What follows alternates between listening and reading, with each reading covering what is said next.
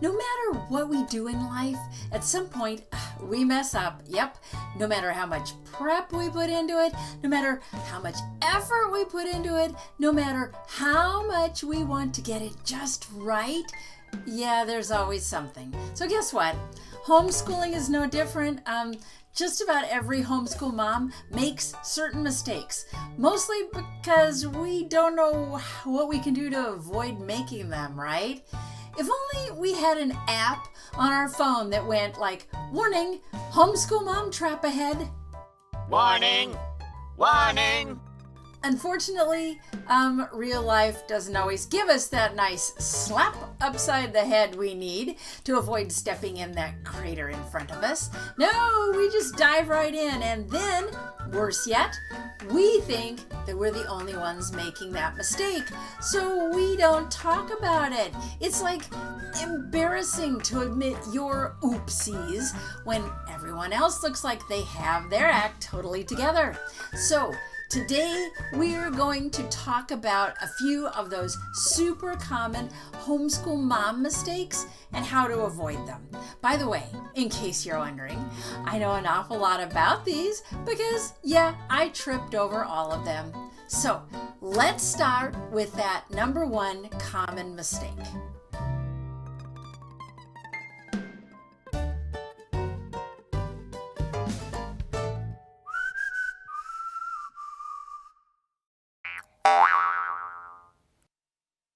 This first mom trap that we all fall into, we do it actually in different kinds of ways. It's the comparison trap. That's right. The one where we compare ourselves to someone else. Now, sometimes we end up feeling really superior, like give ourselves a pat on the back, right? Look at me, I'm doing it better. But other times, in fact, most of the time, we feel like we are not doing it right, like we're coming up short. And we make excuses for ourselves, which then gives us that out so that we don't have to try as hard. So what does this look like in homeschooling? Well, first, we like to compare our kids' progress to other families. Hey, I did this, and when I did, I started to really doubt my ability to homeschool. Seriously, this got super bad for me when my oldest child was 8 and still not reading. Yeah, I was sure it was me, that I wasn't doing this thing right, and I really started to think that I wasn't cut out for this homeschooling thing. And then a miracle happened, yes, and suddenly he was reading everything. And what was that miracle? Well, it's pretty simple. I stopped trying to make him read and instead let him read at his own pace. In other words, I stopped comparing him to other homeschooled kids I knew and let him be himself. Now, I've also been really good at comparing myself to other moms, especially those super moms. Yeah, you know who I'm talking about here. Those women that seem to juggle it all. Yeah. So I'll never forget this one support group meeting that I went to. The guest speaker was a homeschool mom with, 11 kids, including several adopted, so that she had a whole bunch of younger kids. But she was also a successful author, a college professor, and a consultant for a national homeschooling group. I was totally awed by her, yes. So get this, after she got done explaining how she got in her exercise time, by setting a 15-minute timer when she was working in her computer so that when the timer went off, she did, 50 sit-ups or 25 push-ups, that sort of thing. So anyway, I dared ask this incredible woman how she did it all. Seriously, I wanted to know so I could be like her. And her response blew me away. She said, shoes for 11 kids isn't cheap, and I just can't put my life on hold because I have kids. What? This was a moment of truth for me. For a shining second, I felt like martyr mom, giving it all up for the sake of her children. Saint Diana. Yeah, and then reality set in. And I realized I wasn't valuing the space that I was standing in. Yeah, my family was not better or worse than anybody else's because every family puts their own unique twist on homeschooling.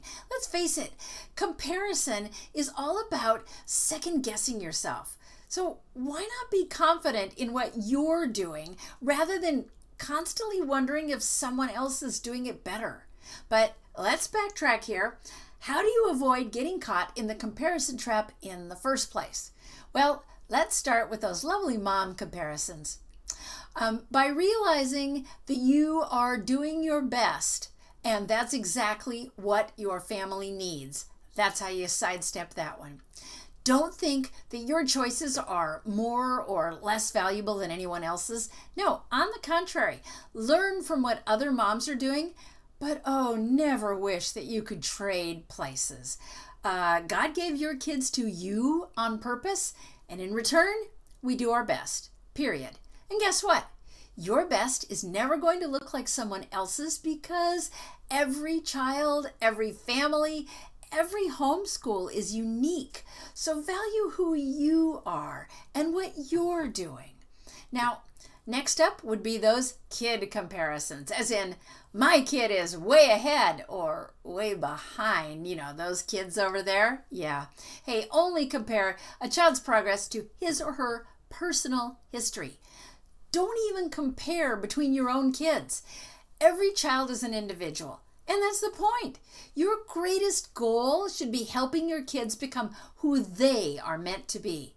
You know what? So what if your friend's 8th grader is doing calculus? Is your child progressing? Yes. Then he's right where he needs to be. And vice versa.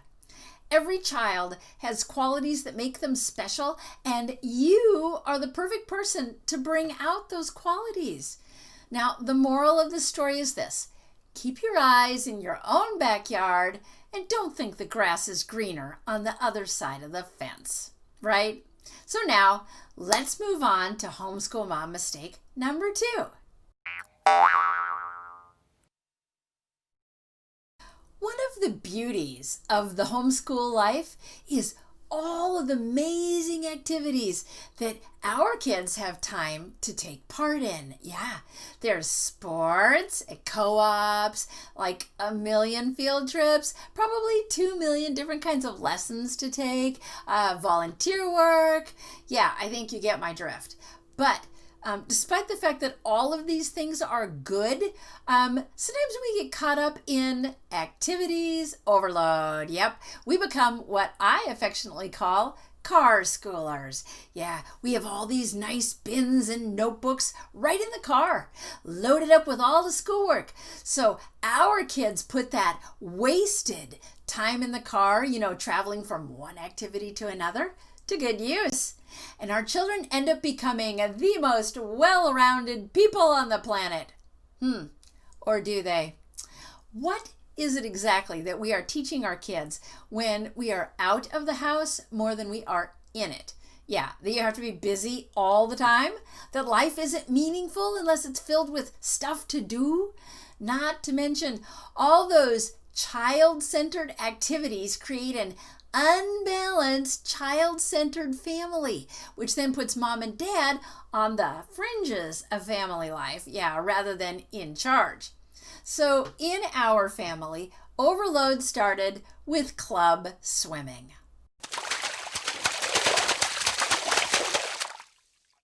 At first, it was a mere 3 hours a week. Hey, not too bad. But by high school, it had morphed into something that took over our lives. Yeah. Let's see, we had an hour every weekday morning at dark 30, followed by 3 hours every afternoon, and then there was another 2 hours on Saturday morning. And don't even get me started on travel swim meets that take up an entire weekend. Oh wait, did I mention that we lived 35 minutes from the pool? Yeah, plus we were in a co-op that I was leading, and we had science class once a week. Yeah, luckily, there is a common sense remedy for this activities trap, and I can say from personal experience that it works. Wait for it. Yep. Do less stuff. Yeah. Let your kids enjoy some real, unstructured, unscheduled downtime. Now, I know I've talked about this in some of my previous videos, but this is super important. Yeah, kids need time to be kids. So kids need blank space in their day. You know, I know way too many adults that never came up with any hobbies. Seriously, they have nothing to do when they're not working. This is not a healthy lifestyle. Yeah. Everyone should have activities that they do just for fun, just to blow off steam. So your kids, I can tell you right now, will benefit way more from some solid free time than from, let's see, co-op on Wednesdays, soccer on Tuesday, Thursday, and Saturday, guitar lessons on Monday, oh yeah, and robotics club on Friday. Yeah, trust me, been there, done that. So now, let's tackle one more of our big mistakes.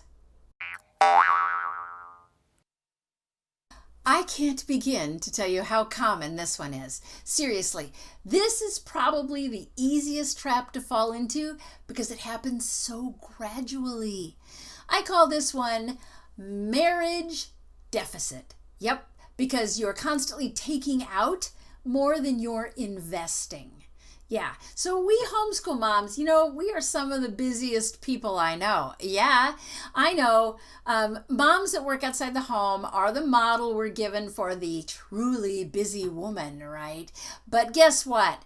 Those ladies, they can go out to lunch without the baby in tow, or even run an errand all alone. Meanwhile, we homeschool moms, yeah, we are with the kids 24/7, and the whole time we're juggling housework and meals and homeschooling and child training and, oh, everything under the sun. Our kids become our focus. We barely have time to sit down and breathe. But wait, it's Dad to the rescue, filling in so we can get a little me time. But what are we leaving out here? Oh, wait. That would be time for our marriage. So, when was your last date night?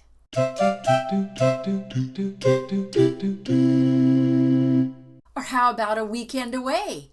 Think about it. You married Mr. Wonderful BC. That would be before children. Yeah, just because you now have kids and you're a homeschool family doesn't mean that BC level of relationship isn't still a thing.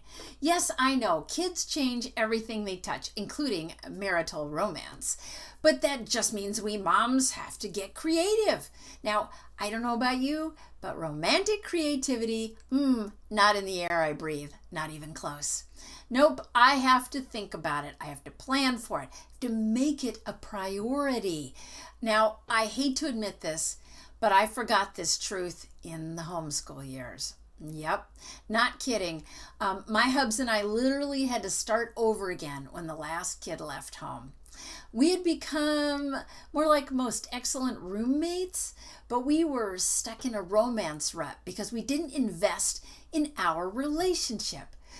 We made it through this stage, but I know way too many couples that ended up going their separate ways in the aftermath of homeschooling. So, what's the solution to avoiding this mistake? Well, I kind of just said it. Invest in your marriage. Make time for it. You know what? Even if it's just parking the kids in front of a movie one night a week and then sitting down in a different room to talk about anything other than the kids or finances. Yeah, no, don't talk about that either. No. Don't let your marriage die a slow death, being suffocated by your homeschooling. Show up for your marriage and teach your kids what a great relationship looks like. Homeschooling might be a lifestyle, but it isn't your life. Family is life. And never, never forget that your family started with just you and Mr. Wonderful.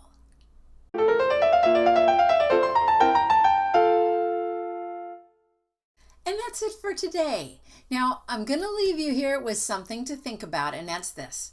Life is full of wrong turns and oopsies. And since homeschooling is just another part of life, mistakes are going to happen. Yeah, but guess what? Our mistakes do not define us.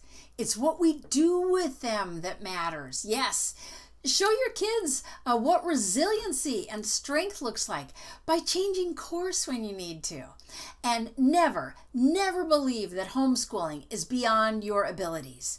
So just my very last point here, as homeschoolers, guess what? We are a ready-made community full of a whole bunch of uniquely imperfect parents, just like you and just like me. So share your experiences with one another and encourage each other and mentor each other because we're all on this journey together. And speaking of the journey, as always, thank you so much for joining me today by watching this video. Be sure to check out my channel, Homeschool University, for lots more helpful homeschooling tips and encouragement. I put out a new video every other Wednesday, so you don't miss them. Be sure and subscribe today and then hit that like button if you enjoyed this one. Maybe you have a tip to share or an idea for a future video. Great, leave me a comment. And don't forget to share this video because homeschooling is way more fun with friends.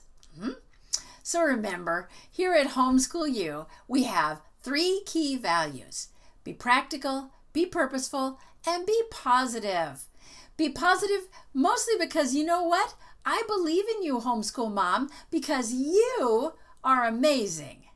Hey now, take a step outside and seize the day.